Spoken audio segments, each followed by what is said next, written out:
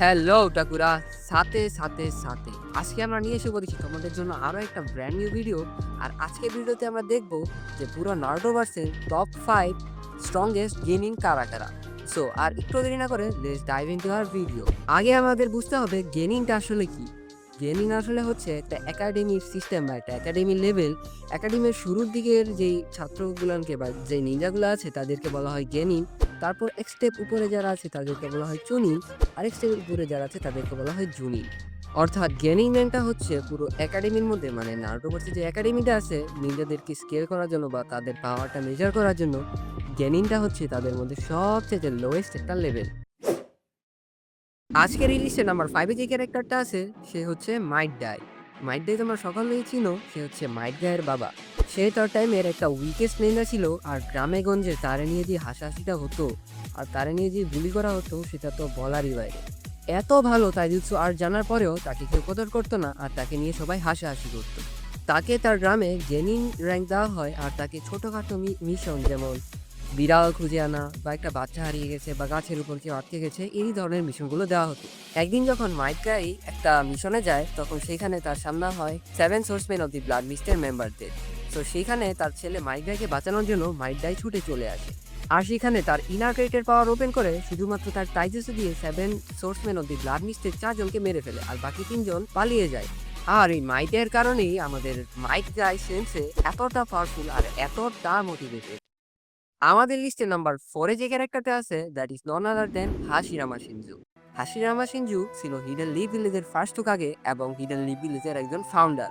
First হোকাগে হাশিরামা শিনজুর কাছে ছিল তার কেকে গেনকাই উড রিলিজ, আর শুধুমাত্র তার সেলের যে পাওয়ার সেটা ব্যবহার করে অনেকে মারাত্মক লেভেলে পাওয়ারফুল হয়ে গিয়েছে। তার শরীরের মধ্যে ছিল একটা মারাত্মক ধরনের রিজেনারেশন পাওয়ার। এই জন্য তার সেল যেই তার শরীরের মধ্যে ব্যবহার করতো তারও রিজেনারেশন পাওয়ার আরো অনেক অনেক গুণে বেড়ে যেত। আর সে যখন নর্মালি মাদারা উচিয়ার সাথে বিট করতো তখন খুব ইজিলি মাদারা উচিয়াকে হারিয়ে দিত। ইভেন আমাদের হাশিরামা সিনজু নাইনটেলসকেও কন্ট্রোল করতে পারতো। And obviously he is the strongest ninja. আমাদের এই লিস্টে নাম্বার 3 তে যে ক্যারেক্টারটা আছে that is none other than Sasuke Uchiha. Sasuke উচিহাকে তোমরা সকলে চিনো, আমাদের মেইন প্রোটাগনিস্টদের মধ্যে একজন হচ্ছে সাসকে উচিহা। সাসকে উচিহা খুব কম বয়সে একজন জিনিয়াস নিনজা ছিল, আর সে যতই বয়স বাড়তে থাকে সে আরো পাওয়ারফুল হতে থাকে।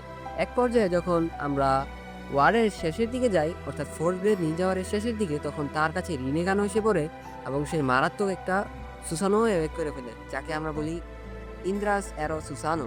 আশা করবো তাকে নিয়ে আর বেশি কিছু বলার নেই, কারণ সে আমাদের মেইন ক্যারেক্টারের মধ্যে একজন পড়ে। সো আমরা নেক্সট র্যাঙ্কে চলে যাব। এরপর নাম্বার 2 পজিশনে যে ক্যারেক্টারটা আছে that is none other than Naruto Uzumaki. Naruto Uzumaki আমাদের নারুটো অ্যানিমের মেইন ক্যারেক্টার, আর সে তো অনেক পাওয়ারফুল হবেই। সো বলাই বাহুল্য নারুটো উজুমাকি নাম্বার 2 তে পজিশন করছে। তার কাছে আছে পারফেক্ট টোরসেজ মোড। যেই টোরসেজ মোডটা মাস্টার করার কারণে আমাদের মাস্টার জিরাইয়া লেজেন্ডারি সানিন হয়েছে। সো বুঝতেই তো পারছো ওই টোরসেজটা সে মাস্টার করেছে। তাছাড়াও তার কাছে আছে নাইনটেল ফক্সের চাকরা মোড, অথবা বলতে পারো সে যদি 6 pass mode. So he is obviously and powerful character. At last আমাদের এই র্যাঙ্কের নাম্বার 1 এ যে স্ট্রংগেস্ট গেমিংটা আছে that is none other than Madara Uchiha. Madara Uchiha পুরো নারুটোভার্সের মেইন ভিলেন, আর সে তো পাওয়ারফুল হবেই।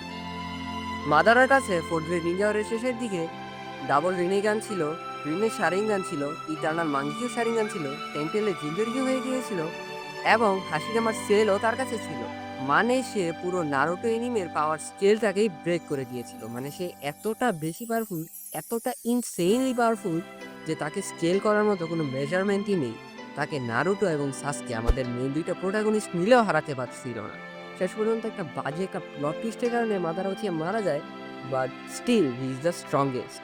And that's it for today. আশা করবো এই ভিডিওটা তোমাদের খুব ভালো লেগেছে, আর যদি ভালো লেগে থাকে তাহলে একটা লাইক অবশ্যই করবে, কমেন্ট করে আমাদেরকে মোটিভেট করবে। সো সায়োনারা।